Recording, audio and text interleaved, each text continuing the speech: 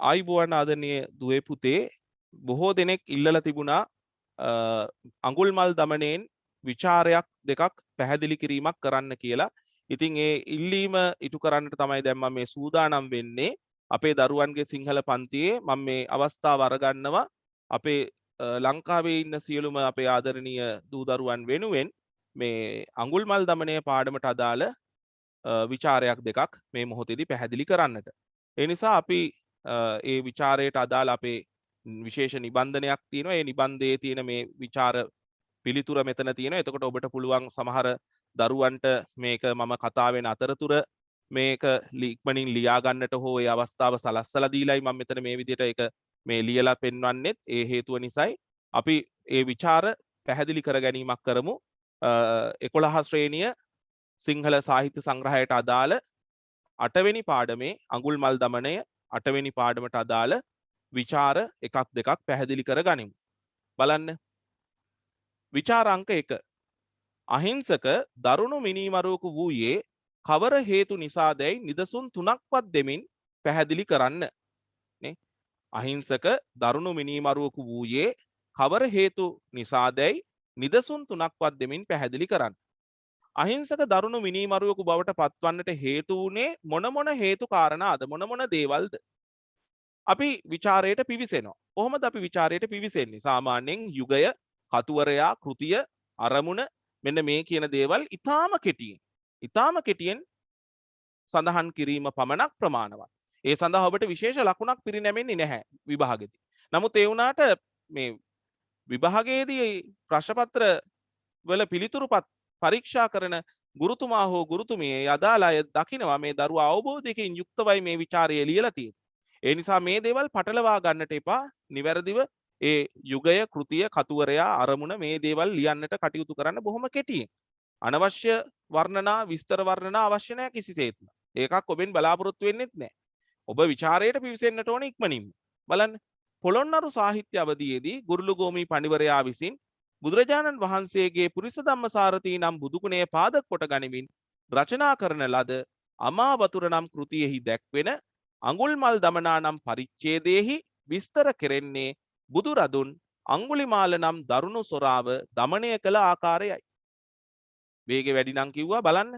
පොළොන්නරු සාහිත්‍ය අවධියේදී ගුරුළුගෝමි පඬිවරයා විසින් බුදුරජාණන් වහන්සේගේ පුරිස ධම්මසාරථී නම් බුදුගුණය පාදක කොට ගනිමින් රචනා කරන ලද අමාවතුර නම් කෘතියෙහි දැක්වෙන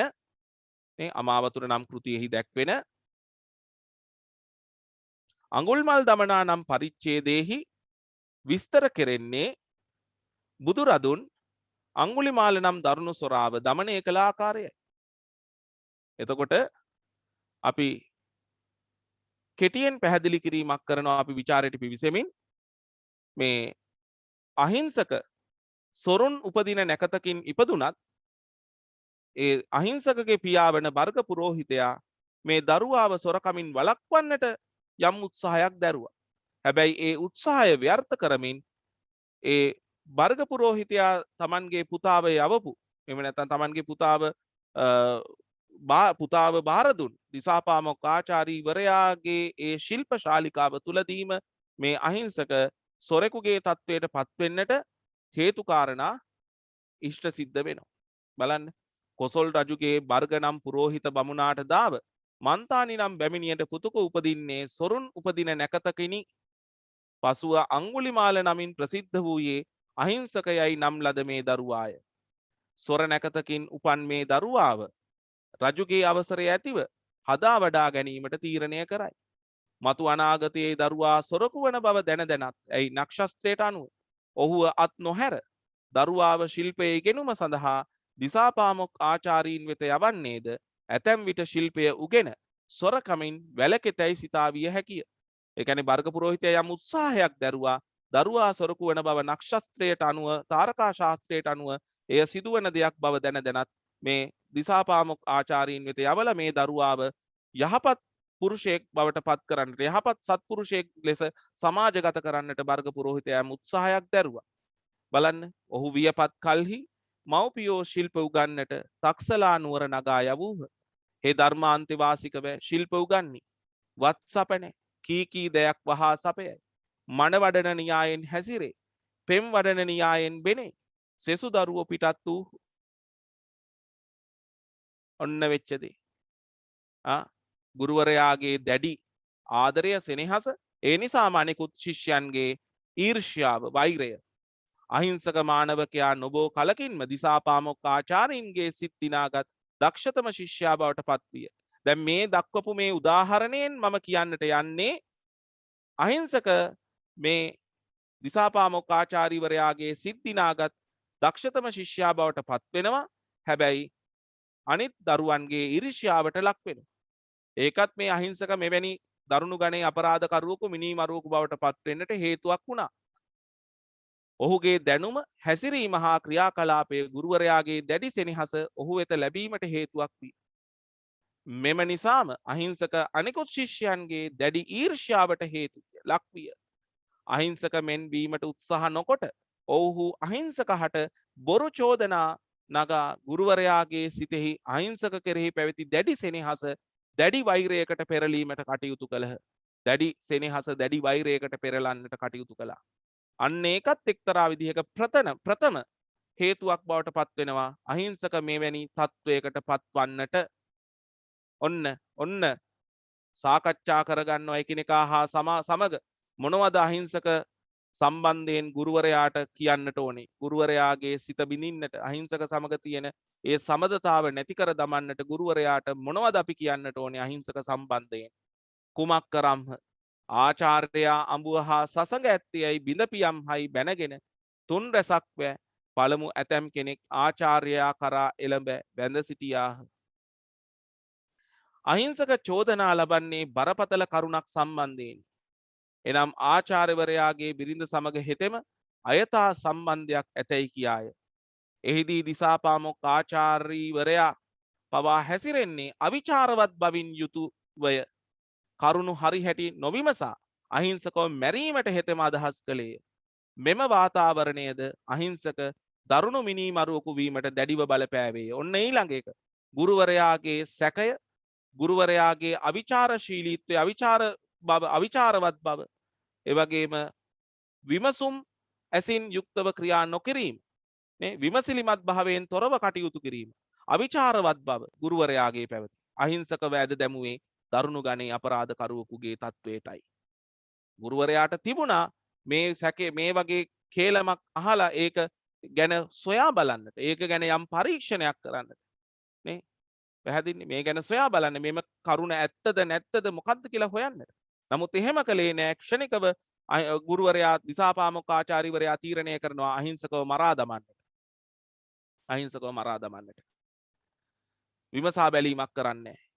ඒ අහිංසකව මරා දමන්නට කරපු තීරණයත් එක්කනේ අහිංසකව මිනී මරුවෙක් කරවන්නට තුඩු දෙන පෙළඹවීම ඇති කෙරෙව්වේ ගුරුවරයා නේ. මිනිස්සු 1000ක් මරන්නටයි කියලා. ඔබ මේ වෙනකොටත් කතාව දන්නවනේ. බලන්න. ආචාර්ය ඔවුන් තමා සනා ඇතිව බණනසේ දැක ඇය හා ඔහු සසඟ ඇතිසේයි බිඳී ඔහු මරමී සිටි. මෙන්න ඊළඟ උදාහරණයක්. මේ පුංචි උදාහරණ මතක තියාගන්න. දැන් සාමාන්‍යයෙන් උදාහරණ 3ක්වත් දක්වමින් උද්ෘතයන් 3ක්වත් දක්වමින් පැහැදිලි කරන්න කියලානේ තියෙන්නේ. ඒතකොට මෙතන මම වැඩිපුර දීලා තියෙනවා. ඒ නිසා ඔබට අඩුම තරමේ මේකෙන් 3ක්වත් ඔබේ මතකයේ තිබිලා ඔබ මේ විදියට ඉදිරිපත් කරා නම් ඔබට ලකුණු ලබා ගන්නට පුළුවන්. පැහැදිලිද? බලන්න. ගුරුවරයාගේ වැරදි පෙළඹවීම මත අහිංසක යොමු වන්නේ නොමගටය. ගුරුවරයාට අවැසි වන්නේ අහිංසක ලවා මනුෂ්‍ය ඝාතන සිදු කරවීමට සලස්වා එයින් අහිංසකගේ ජීවිතයද කාගේ හෝ අතින් විනාශ වීමට කටයුතු යෙදීමට තමා මේ සිදු කිරීමට යන්නේ නොකටයුතු දෙයක් බව අවබෝධ කර දීමට අහිංසක හට කිසිවෙකුත් සිටියේ නැත. අහිංසකට කිසිම කෙනෙක් හිටියේ නෑ ඒක ගැන කියලා දෙන්නට, අවබෝධ කරලා දෙන්නට. බලන්න ගුරුවරයාගේ පෙළඹවීම. බලන්න ගුරුවරයාගේ පෙළඹවීම. ශිල්පයට උපචාර නොකරන්නා ඵල නොදෙයි පුතයි කී. හේ පංචායුධගෙන ආචාර්යයා වැඳ අටවියට වැද අටවියට වදනා තන්හිදු අටවි මධ්‍යයෙහිදු අටවියෙන් නික්මෙන තන්හිදු සිට මිනිසුන් මරයි. පිළි ඈ කිසි අයිතියක් නොගන්නේ. ඔන්න අහිංසක දරුණු ගණේ අපරාධකරුවෙක් බවට පත් වෙනවා. නේ? ඇයි ගුරුවරයාගේ කීම? වැරදි අර්ථකථනය, ගුරුවරයාගේ වැරදි අර්ථ දැක්වීම අහිංසකව මිනීමරුවෙකු බවට පත් කරන්නට පෙළඹෙනවා. ගුරුවරයාගේ වැරදි අර්ථකථනය. ශිල්පයට උපචාර නොකරන්නා ඵල නොදෙයි පුත. ශිල්පයට ගරු කරන්නේ නැති කාට ඒ ශිල්පෙ පිහිටන්නේ නැහැ. ඔන්න ගුරුවරයාගේ වැරදි අර්ථකථනය. වැරදි අවස්ථාවක සිදු කරන ද අර්ථකථනය. අහිංසක මේ සඳහා මුලදී අකමැති වුවත් ගුරුවරයාගේ සාවද්‍ය අර්ථ දැක්වීම මත හෙතම ගුරුවරයාගේ අන කඩ කිරීමට නොහැකිව ගුරුවරයා කෙරෙහි විශ්වාසයෙන් යුතුව මිනිසුන් මැරීමට පටන් ගත්තේය. සිදු වූයේ අහිංසක මිය යාම වෙනුවට දහස් ගණන් මනුෂ්‍ය ජීවිත සංහාරයකි. උතුරු කොසොල් රට ජනයාගේ එදිනෙදා ජන ජීවිතය පවා අවුල් වියවුල් කර රජුගේ සිට සෑම දෙනා දක්වා මහත් බිහිතියකට පත් කර වූ දරුණු ගණයේ මිනීමරුවෙකු බිහිවීමය. එතකොට මෙන්න මේ උදාහරණය ඔබ නොලිව්වත් කමක් නැහැ. නමුත් ඒ වුණාට ඒක නිතරම මතක තියාගන්න. ඒක විචාර කීපයකටම ඔබට වැදගත් වෙන දෙයක්. මේ දේ. කල්යත්‍යත් ගණදු නොදත එකක ඇඟිලි කපාගෙන තබයි. තුබු තුබූ තැන ඇඟිලි නස්සි. ඒ නස්නාසේ දැක ඇඟිලි විද මාලා කොට දැරීය. ඒයින් හේ අංගුලිමාලය නම්ය. ඔන්න අංගුලිමාල කෙනෙක් බවට පත් වෙනවා. අහිංසක අංගුලිමාල බවට පත් වෙච්ච අවස්ථාවත් මම පුංචි උදාහරණයක් හැටියට ඉදිරිපත් කරලා තියෙනවා. මෙන්න හේතු අවසානයේට ඉදිරිපත් කරනවා සමස්ත විචාරය අවසානය මේ බලන්න සමස්ත විචාරයේ ඉදිරිපත් කරපු දේවල් සාරාංශ කොට මෙතන මම ඉදිරිපත් කරනවා විචාරයේ අවසානයේදී. බොරු චෝදනා, අස්ථාන සැකය, අවිචාරවත් බව, පුද්ගල ඊර්ෂ්‍යාව, නොමනා පෙළඹවීම ආදී කරුණු හේතුවෙන් මතක තියාගන්න මෙතන පොඩි වැරදක් තියෙනවා. ආදී කියලා කියවෙන්නේ නැහැ. නිවැරදි වචනේ ආදි විය යුතුයි. ආදි කරුණු හේතුවෙන් අහිංසක නම් දරුවා ඊතා දරුණු මිනීමරුවෙකුගේ තත්වයට පත්වීමට සිදු වූ බව මෙයින් අපට පෙන්වා දිය හැකිය. මෙන්න විචාරයක්. පැහැදිලිනේ? තේරුණාද? පළමු විචාරය අපි කතා කළේ මොකක්ද? අපි කතා කරපු විචාරය අහිංසක දරුණු මිනීමරුවෙකු වූයේ කවර හේතු නිසාද? අවසානයේදී ඒක ඉදිරිපත් කළා තියෙනවා අපි නේ. අවසානයේදී ඊළඟට මෙතන දෙවෙනි විචාරයේ කතා කරනවා අමාවතුරේ භාවිත භාෂා ශෛලිය පිළිබඳව. නේ භාවිත භාෂා ශෛලිය පිළිබඳව. හරිද? එතකොට මේක විවිධ විවිධයට එන්න පුළුවන්. අමාවතුරේ භාවිතා කරලා තියෙන උපමා යෙදුම් කියන්නේ අමාවතුරේ භාවිතා කරලා තියෙන විශේෂයෙන්ම මේ උපමා ගත්තොත් එහෙම දෙකයි. වැඩි උපමාවක් යොදලා නැහැ. ඒතර භාෂා ශෛලිය කියලා ගන්නකොට විටක කෙටි වැකි භාවිතය නේ ඒ වගේම සරල බව මේ කියන දේවල් තව ගොඩක් දේවල් තියෙනවා. අපි බලමු මොනවද මේක කියවෙන්නේ කියලා. ඒ කියන්නේ අමාවතුර කෘතිය රචනා කිරීම සඳහා කතුරයා යොදාගෙන තියෙන භාෂා ශෛලිය බස්වහර එහෙම නැත්නම් භාෂා රටාව බලන්න පැහැදිලි කරගන්නවා මේ විදිහට විචාරය. ගුරුළුගෝමින් විසින් විරචිත ඔන්න පුංචි වෙනස් විදිහකට ගුරුළුගෝමින් විසින් විරචිත අමාවතුර නම් පුරාතන සාහිත්‍ය ග්‍රන්ථය පොළොන්නරු යුගයට අයත් වූවකි. වෙනම විදිහකට පටන් අරන් තියෙනවා. බුදුරදුන්ගේ පුරිස ධම්මසාරති යන බුදුගුණේ තේමා කරගත් මෙම කෘතියේ අඟුල්මල් දමනා පරිච්ඡේදයෙන් දැක්වෙන්නේ බුදුරදුන් එහෙම නැත්නම් බුදුන් වහන්සේ අතිදරුණු වූ අඟුලිමාල සොරාව දමනය කළ ආකාරයයි. මෙම පරිච්ඡේදය සඳහා ගුරුළුගෝමින් පාදක කොටගෙන ඇත්තේ මජ්ක්‍ධිම නිකායේන අඟුලිමාල සූත්‍රයත් අඟුලිමාල සූත්‍ර පාලි අටුවා කතාවෙහිවත් පපංච සූදනී අට කතා කියන පාලි මූලාශ්‍රයන් දෙක. එනද? එහෙත් නොවියත් හුදී ජනන් සඳහා සියබසින් මා විසින් සැකවින් දක්වනු ලැබේ යනුවෙන් අමාවතුර ග්‍රන්ථය ආරම්භය කරන සඳහනින් කතුවරයාගේ අරමුණ වී ඇත්තේ පාලි සංස්කෘත පිළිබඳ මනා දැනුගත්කමක් නොතිබුණු සාමාන්‍ය ජනතාව සඳහා බුදුගුණ විස්තර කොට කීම බව අපට පැහැදිලිය. නේ ඔහුගේ ප්‍රකාශයෙන්ුත් ඒක ඉදිරිපත් කරනවනේ. එබැවින් ගුරුළුගෝමීන් තම කෘතිය රචනා කිරීම සඳහා භාවිත කොට ඇත්තේ එවකට පොළොන්නරු යුගයේ පැවති සංස්කෘත වචන මිශ්‍රිත කර්ණ කඨෝර ඒ කියන්නේ කනට අමිහිරි කර්ණ කඨෝර භාෂා ශෛලිය වෙනුවට අනුරාධපුර යුගයේ භාවිත පාලි බස්වහරට අනුගත වූ බස්වහරකි. පාලි භාෂාවට අනුගත වූ කෙටි වාක්‍යයේදීම මගින් ඔන්න ඊට පස්සේ අපේ ඊළඟ භාෂා ශෛලියේ ලක්ෂණ මොනවද? කෙටි වාක්‍යයේදීම මගින් සංක්ෂිප්ත භාවය අන්න ඒකත් වැදගත්. සංක්ෂිප්ත රචනා ශෛලිය. සංක්ෂිප්ත භාවය අනවශ්‍ය දීර්ඝ විස්තර වර්ණනා නැහැ. බොහොම සංක්ෂිප්තව කියන්න තියෙන දේ කෙටියෙන් කියනවා. නේ කෙටි වැකි භාවිතය සංක්ෂිප්ත භාවය සජීවී ගුණයද රැක ගැනීමට කතුවරයා කටයුතු කර ඇත. නේ කෙටි වාක්‍යයේදීම මගින් එකක් සංක්ෂිප්ත බව, ඒ වගේම සජීවී බව, ප්‍රාණවත් බව. බලන්න අපිට මවලා පෙන්නනවා මේ වෙලාව අවස්ථාවන්. බලන්න සොර ක්ලාන්ත විය, මියෙහි කෙල සිඳී ගියේ, ශරීරයෙන් ස්වේද බස්සි. ඔන්න එක උපුටා ගැනීමක්. නේ ඔන්න තව එකක් නේ සොරුදු එසමාහි දුබ්භෝජනේනුදු දුක්ඛ සෙය්‍යායනුදු උකට ලීවි අර පාලි භාෂාවේ මේ බලපෑම දුබ්භෝජනේනුදු දුක්ඛ සෙය්‍යායනුදු පාලි භාෂාවේ බලපෑම කිම මහරජ තට බිම්සර මහරජ කුපිත විය හෝ විශාලා මහනුවර වැසි ලිච්ඡවි රජහු කුපිත වූහ හෝ සෙසු ප්‍රතිපක්ෂ රජ කෙනෙක් කුපිත වූහ හෝ ඊ වදාළහ අර සජීවී බවනේ සජීවී දෙබස් භාවිත කරලා තියෙන්නේ නේ බොහොම අද කාලේ අහන විදිහටමනේ ඇයි මහරජ ඔයත් එක බිම්බිසාර මහරජතුමා කෝප වුණාද විශාලා මහනුවර වාසය කරන ලිච්ඡවි රජ දරුවන් කෝප වුණාද එහෙම නැත්නම් වෙනත් විරුද්ධවාදී රජ කෙනෙක් ඔබ සමග කෝප වුණාද බලන්න අද කාලේ අහන විදිහටම එකක් කෙටි වැකි භාවිතයට මෙන්න උදාහරණය මෙන්න පාලි භාෂාවට අනුගත වූ බස්වහරට උදාහරණය මේ තියෙන්නේ කෙටි වැකි භාවිතයට උදාහරණය ඊට පස්සේ මේ තියෙන්නේ අර සජීවී බව රැකෙන පරිදි නේද සංවා කියන්නේ කතා කරන භාෂා විලාසයේ කතන ව්‍යවහාරයට සමීප බස්වහරක් පාවිච්චි කරලා තියෙනවා පැහැදිලිද නූතනයේ යෙදෙන ප්‍රශ්නාර්ථයේ ද නිපාතයේ වෙනුවට මෙම භාෂා රීතියේ යෙදෙනුයේ හෝ නිපාතයයි මේ තියෙන්නේ ඒ බව මෙතන තියෙනවා මෙතන කුපිත විය හෝ නේ ලිච්ඡවි රජු කුපිත වූහ හෝ නේ රජ කෙනෙක් කුපිත වූහ හෝ කියන එක යොදන්නේ අර ද කියන නිපාතයට එමෙන්ම පුරාණ සිංහලයේ පැවති ඇකාරයද ඇකාරය නිතරම භාවිතා වෙලා තියෙනවා ඇකාරය ඒ වගේම පදාන්ත හල් කිරීම කියලා කියන්නේ පද කෙලවර හල් කිරීම තියෙනවා ඇතැම් වදන් වල මහ ප්‍රාණයේදීම ඒවත් තියෙනවා බුරුළු ගෝමීන්ගේ ලේඛන ශෛලියෙහි නිබඳවම දැකිය හැකිය නිරන්තරයෙන් දකින්නට පුළුවන් ඇඟිලි විද මාලා කොට දැරීය ඇකාරය පාවිච්චි කරලා තියෙනවා දැරීය කියනකොට මහ ප්‍රාණ අකුර පාවිච්චි කරලා තියෙනවා දරනවා කියන එක දැරීය මේ මහ ප්‍රාණ අකුර පලායා නොහෙන්නාහු පිට්පෑ සිටුති පිට්පෑ පිට් අල්ටයන් පදාන්ත හල් කිරීම වහන්සේ ඇප්පුන් වදම්හ ඇප්පුන් වදම්හ ඒ දුසිල් පවිට්හට මෙබඳු සීල සංයමයේ කොහි වෙද පවිට්හට පාපිෂ්ඨයාහට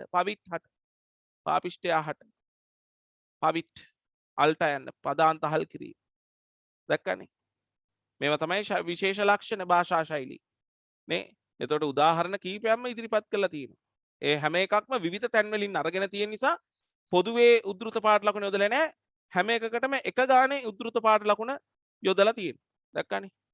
බුදුසිරිත වර්ණනාවට හසු කර ගැනීමේදී බුරුළු ගෝමීහු අනවශ්‍ය පරිදි උපමා අලංකරණ ආදී යොදා ගැනීම සිදු නොකරති.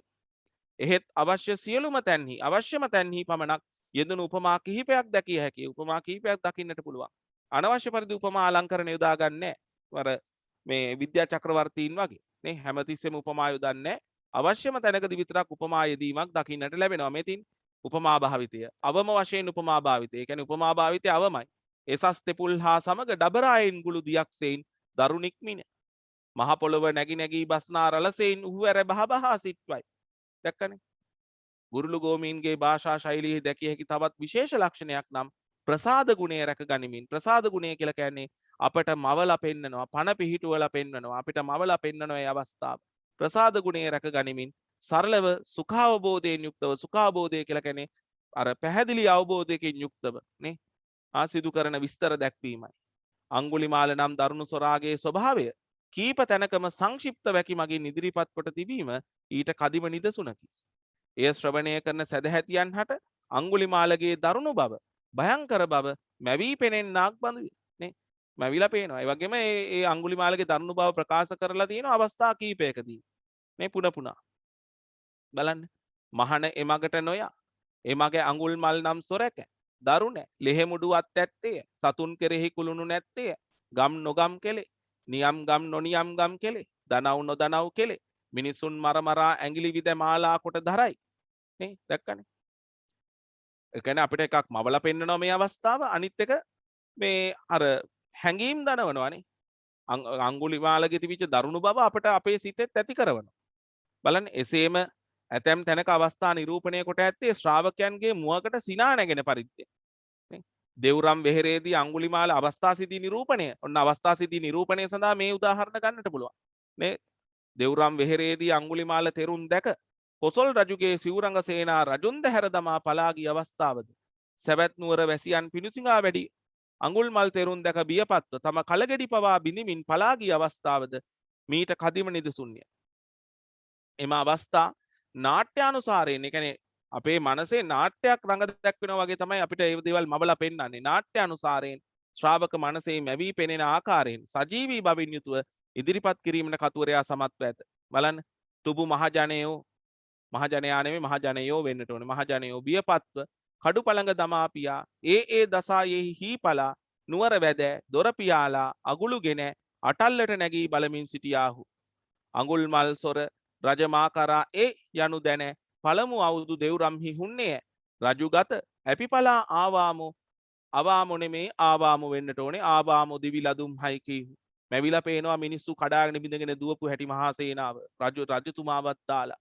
පැහැදිලිද? ශ්‍රාවකයාගේ කුතූහලය වැඩි දියුණු වන පරිදි තම කතාවස්තුව ඉදිරිපත් කිරීම සඳහා ගුරුළුගෝමින් ඇතැම් තැනක භාවිතයට ගනු ලැබ ඇත්තේ ප්‍රශ්නෝත්තර ක්‍රමවේදයක්. ප්‍රශ්නෝත්තර ක්‍රමවේදයක්. නේ ප්‍රශ්නයක් අහනවා උත්තරෙත් දෙනවා. ඒ විදිහට. අහගෙන ඉන්න අයට හිතේ පැනයක් ඇති වෙනකොට ඔන්න ගුරුළුගෝමී පඬිවරයාත් ඒ ප්‍රශ්නේම අහලා ඒකට අදාළ උත්තරෙත් ලබා දෙනවා. බලන්න කිසියම් අවස්ථාවක් හෝ කරුණක් පිළිබඳව ශ්‍රාවක සිතෙහි කුතූහලයක් නැගෙන හැම විටම 60 විටකම නෙමෙයි හැම විටකම කිසේයත් කුමක් සිතා ගියේයත් කීම හෝ ආදි වශයෙන් තවදුරටත් සිදු කරනු ලබන පැහැදිලි කිරීම මෙහිදී දැකිය හැකිය. ඒ වගේ තියෙනවා. ආඛ්‍යාත රටාව පවා සරල රීතියකට අනුව යෙදෙනුද දැකිය හැකිය. ඇතැම් තැන් කතා ව්‍යවහාරයට පවා සමීපය නේ වදාළු වැඩියෝ කොයි උන්නේහි කොයට ගියෙහි නොදැක ගෙට ගියා ප්‍රසව කළා සෙත්වි පතානටද වේ ආදීය එබඳු තැන් කීපයක. කියන්නේ බස් වහරේ සරලකම් සාමාන්‍ය කතා ව්‍යවහාරයට සමීපයි. තවද ඇතැම් සංවාද නූතන බස් වහරටද බොහෝ සෙයින් සමීපේ. නූතන බස් වහරට ඇතැම් සංවාද නේ ඒ කියමන් කෙටිය සරලය මේ බඳු තැන් කිහිපයක මේ තොපපිය කවර මව් කවර ආශ්චර්ය වහන්සේ අද්භූතය වහන්සේ ඇපි යම්හ බොහෝ කාර්ය ඇත්තම්හ වහන්සේ දුගීමි බොහෝ දරු බිලිඳුන් ඇත්තෙමි මට දිවි දෙව. හරිනේ. ඒකාකාරී දේශනා විලාසයෙන් මෙදෙනුවස් ශබ්ද රසය දැනවීමට ගත් උත්සාහයන් කීපයක්ම මෙහිදී අපට දැකිය හැකියි. කොච්චර දේවල් තියෙනවනේ ශබ්ද රසයක් තියෙනවා. බලන්න ඇය හා ඔහු සසඟ ඇතිසේයි බිඳී ඔහු මරමී සිටී. වැද ඇවිද නොදැක ගෙට ගියා. වැද ඇවිද නොදැක ගෙට ගියා. ගම් නොගම් කෙලේ නියම් ගම් නොනියම් ගම් කෙලේ දනව් නොදනව් කෙලේ නේ තව ඔයගලන්ට මතක ඇති මෙතන මම ඉදිරිපත් කළ නැති වුණත් තෙල මගට පුරුෂයෝ දස දෙනෙදු 20 30 40 50 දෙනෙදු සැක ඇතිව වග වේ නේ මහාන තෙල මගට මිනිසුන් නේද පුරුෂයන් දස දෙනෙකු 20 30 40 50 දෙනෙකු අන්න ශබ්ද රසයේ දනවන සංක්ෂිප්ත භාෂා රටාව මේ අයරින් බලන කල ප්‍රසාද ගුණයෙන් පරිපූර්ණ චිත්ත රූප ජනනය වන සරල ප්‍රාණවත් බස් වහරක් නැතහොත් භාෂා ශෛලියක් අනුගමනය කරමින් බුද්ධ චරිතය ශ්‍රාවකයා හමුවට ගෙන ඒමට ගුරුළුගෝමී පඬිවරයා දරා ඇති උත්සාහය ප්‍රශස්ත මට්ටමක පවතින බව ඉහත උදාහරණ අනුසාරයෙන් අපට පෙන්වා දිය හැකියි. අපි මේ කතා කළේ මේ ਵਿਚාරයේදී අපි කතා කළේ මේ ගුරුළුගෝමී පඬිවරයා විසින් අමාවතුර රචනා කිරීමේදී භාවිත කොට ඇති භාෂා ශෛලිය පිළිබඳවයි. අපට නියමිත පාඩම අඟුල්මල් දමනයේ පාඩම ඇසුරෙන් පරිච්ඡේදය ඇසුරේ. ඊළඟට තුන්වෙනි ਵਿਚාරයක් මෙතන කතා කරනවා අපරාධකරුවන්ගේ ක්‍රියාකාරීත්වය සාමාන්‍ය ජන ජීවිතය එහෙම නැත්නම් ජන ජීවිතය අඩාල කරන ආකාරය අඟුලිමාල දමනය ඇසුරෙන් සාකච්ඡා කරන්න කියලා. අපි පැහැදිලි කරගනිමු මේ ਵਿਚාරය. පොළොන්නරු සාහිත්‍ය යුගයේදී ගුරුළුගෝමී පඬිවරයා විසින් බුදුරජාණන් වහන්සේගේ පුරිස ධම්මසාරති නම් උතුම් බුදු ගුණය පාදක කොට ගනිමින් රචිත අමාවතුර නම් කෘතියෙහි දැක්වෙන අඟුල්මල් දමනා නම් පරිච්ඡේදයෙන් බුදුරදුන් අඟුලිමාල නම් දරුණු සොරාව දමනය කළ ආකාරය විස්තර කෙරේ. කෙටි හඳුන්වා දීම. දිසාපාමොක් ඇදුරන්ගේ වැරදි පෙළඹවීම මත නොමග ගිය අහිංසක නම් මානවකයා අවසානයේදී පෙරලෙන්නේ ලේ පිපාසිත දරුණු තත්වයකටය. බමුණ නැකත්තරු දැකපු හැටි සොර නැකතකින් උපන් බව දිසාපාමොක් ආචාර්යවරයා මේ මිනිස්සු දහසක් මරන්න කියපු හැටි මේ කිසිම දෙයක් මම මෙතන අරගෙන නැහැ. මොකද මෙතන තියෙන අපරාධකරුවන්ගේ ක්‍රියාකාරීත්වයේ සාමාන්‍ය ජන ජීවිතේ නැත්නම් ජන ජීවිතය අඩාල කරන බව. එතනදී මට අවශ්‍ය තැනින් තමයි මම පටන් ගන්න තියෙන්නේ. මිනිසුන් දහසක් මැරීම තම ගුරුවරයාට හා උගත් ශිල්පයට කරනු ලබන උපචාරයක් යයි සිතා වනාන්තරය මිනිසුන් මැරීමේ අඩවියක් කරගත් හෙතෙම පංචායුධත් සමග වනාන්තරයේ වෙත ගමන් කළේය. හේ පංචායුධගෙන ආචාර්යා වැඳ අටවියට වදනා තන්හිදු අටවි මධ්‍යයෙහිදු අටවියෙන් නික්මෙන තන්හිදු සිට මිනිසුන් මරයි. පිළි ඈ කිසි අයිතියක් නොගන්නී. ඔන්න අංගුලිමාලගේ ස්වභාවය පිළිබඳව පැහැදිලි කරලා තියෙන්නේ. මේ අපරාධකරුවාගේ ස්වභාවය. ඉහත උදාහරණය කියා පාන්නේ අංගුලිමාල නම් අපරාධකරු සැලසුම් සහගතව මිනිසුන් මැරීම සිදු කළ ආකාරය. වනාන්තරය වනාහි ගැමි ජනතාවගේ ප්‍රධාන යැපුම් මධ්‍යස්ථානයක්. ඒ කියන්නේ මෙතන මට පෙන්වන්නට ඕන කරන්නේ මේ වනාන්තරයට ජනතාවට යන්නට නොහැකි තත්වයක් මේ අංගුලිමාලගේ මිනීමැරුම් ක්‍රියාදාමයත් එක්ක උදා වුණයින් පස්සේ ජනතාව මහත් අසීරු තත්වයකට පත් වුණා. අන්න එහෙම ජනතාව මහත් අසීරු තත්වයකට පත් වෙනකොට ජනතාවගේ සාමාන්‍ය ජන ජීවිතය අඩාල වුණා. පැහැදිලිද? බලන්න. ගැමි ජනයා Tamanගේ නොයෙකුත් අවශ්‍යතා සපුරා ගැනීමට වනාන්තරයේ වෙත ගමන් කරති. ආහාර, දර, ඖෂධ ආදී මූලික දෑ සැපිරුණේ මහා වනාන්තරයේනි. අංගුලිමාලයේම ප්‍රධානතම ස්ථානය ආක්‍රමණය කිරීමෙන් සිදු වූයේ එමගින් යැපුණු සාමාන්‍ය ජනතාවගේ ජීවිතය සහ මුලින්ම අවුල් වියවුල් තත්වයට පත්වීමය. හේ හැම අරන්නේ හසර නැති කළේ දරපලා සඳහා වල් යන්නාහු නැති රෑ ගමට වැද පයින් පැහැර දොර ගලවා පියා එහි හොතුවන් මරා පියා එකකයි දෙකකයි ගැනගෙනේ. එතකොට ඔන්න පැහැදිලි කරනවා සාමාන්‍ය ජනතාවගේ ජන ජීවිතය අවුල් වියවුල් වෙච්ච හැටි.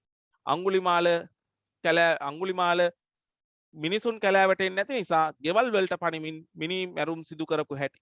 කතුවරයා සඳහන් කරන්නේ අංගුලිමාලගේ ක්‍රියාකාරීත්වයට මුහුණ දීමට අපොහොසත්ව මරණ බියටපත් ගැමි ජනයා වනාන්තරයේ වෙත යාම සහ මුලින්ම නවතා දැමූ බවය. වනාන්තරයේ මිනිසුන්ගෙන් තොර වූ විට අංගුලිමාල තම ඊළඟ මෙහෙයුම ආරම්භ කළේ ගැමි ජනයාගේ වාසස්ථාන වන ගම්වලින්.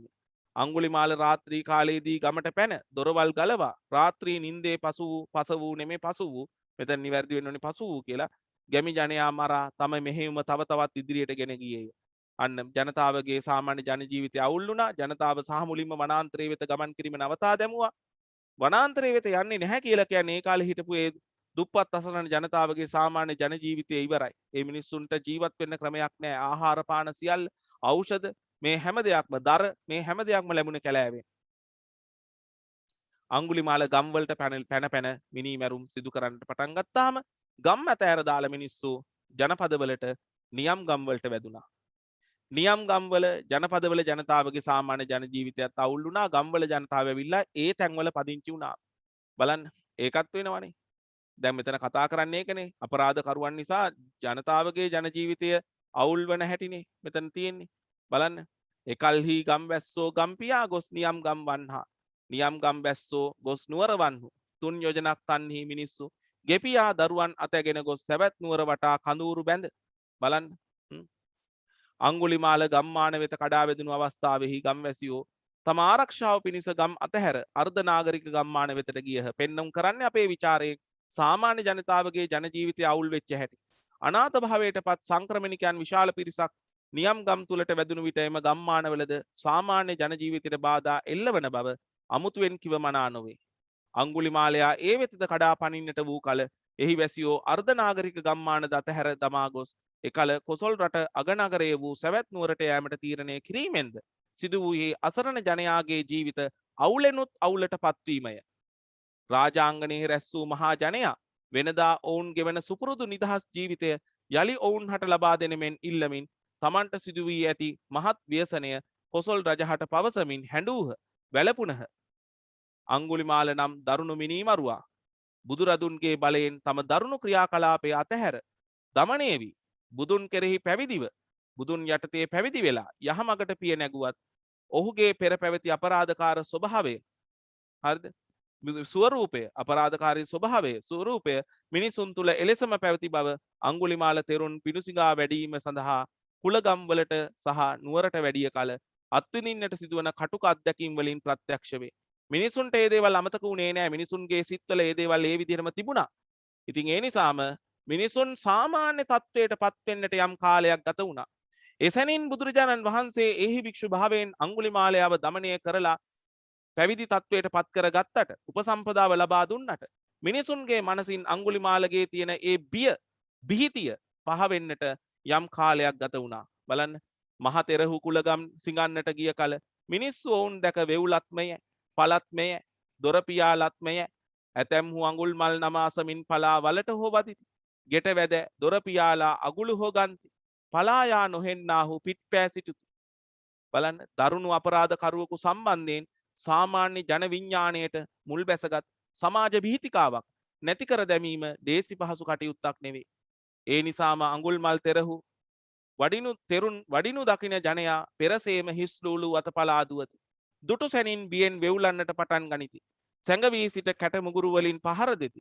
අඟුල්මල් සොර අතින් මියගිය තම නෑසියන් පිළිබඳ වේදනාවන් එම ගම්වැසියන්ගේ සිත් වලින් එක දවසින් නැසී යාද නෑ. මිනිසුන්ට ඒව අමතක වෙන්නේ එක්තරා ආකාරයකින් මේ තත්වයේද ඔවුන්ගේ ජන ජීවිතය සාමාන්‍ය තත්වයට පත්වීමට සැලකිය යුතු කාලයක් ගත වූ බවට කදිම නිදසුනකි. මේ අයුරින් බලන කල අඟුලිමාල චරිතයෙන් සංකේතවත් වන දරුණු අපරාධකරුවන්ගේ ක්‍රියාකලාපයේ මගින් සාමාන්‍ය ජන ජීවිතය අඩාල කරවන්නට හේතු වන බව ඉහත කරුණු මගින් ඉහත සඳහන් කරුණු මගින් පෙන්වා දිය හැකිය. හරිද? එතකොට අපි මේ කතා කළේ අපේ මේ 11 ශ්‍රේණියේ දරුවන්ට අදාළ 8 වෙනි පාඩම සාහිත්‍ය සංග්‍රහයේ අඟුල්මල් දමනේ ඒකට අදාළ විචාර තුනක්. ඒ නිසා ඒ විචාර තුන මෙතන දීලා තියෙන මේ මා විසින් සකස් කරන ලද ආදර්ශ විචාර තුනක්. හරිද? කියන්නේ ආදර්ශ විචාර තුනක් විශේෂයෙන්ම අපේ මේ දරුවන් ගණනාවක්ම ඉල්ලීමක් කරලා තිබුණා මේ අඟුල්මල් දමනේ ඇසුරෙන් විචාර තුනක් විචාර කීපයක් පැහැදිලි කරන්න කියලා අදුම තරමේ එක විචාරයක්වත්. ඉතින් අපි විචාර එකකට ඔන්න මෙතන විචාර තුනක් අද මේ මොහොතේ සාකච්ඡා කළා. ඉතින් විශේෂයෙන්ම පාසල් පටන් අරගෙන තියෙනවා බස්නාහිර පළාතේ අපේ මේ දරුවන්ගේ. ඉතින් ඒ හේතුව නිසා ඔය පටිගත කිරීම සහ පටිගත කෙරෙන දේවල් YouTube එකට අප්ලෝඩ් කිරීම සියල්ල ටිකක් යම් මට්ටමක ප්‍රමාදයක් මේවකක් තියෙනවා. ඉතින් ඒ ගැනත් සමාව ඉල්ලනවා. එහෙනම් අපි අපේ දරුවන්ගේ පන්තියත් මේ සමගම අවසන් කරනවා වෙලාව හරි අපේ දරුවන්ගේ පන්තියත්. ඒ නිසා මේ මොහොතේදී අපේ දරුවන්ටත් අපි සුබ දවසක් කියලා ප්‍රාර්ථනා කරනවා. ඔබ සියලු දෙනාටම ආයුබෝවන් සුබ දවසක්. බුදු සරණයි, ජේසු පිහිටයි, දෙවි පිහිටයි. සුබ දවසක් වේවා ඔබ සියලු දෙනාටම. ආයුබෝවන් ඔබ සියලු දෙනාටම.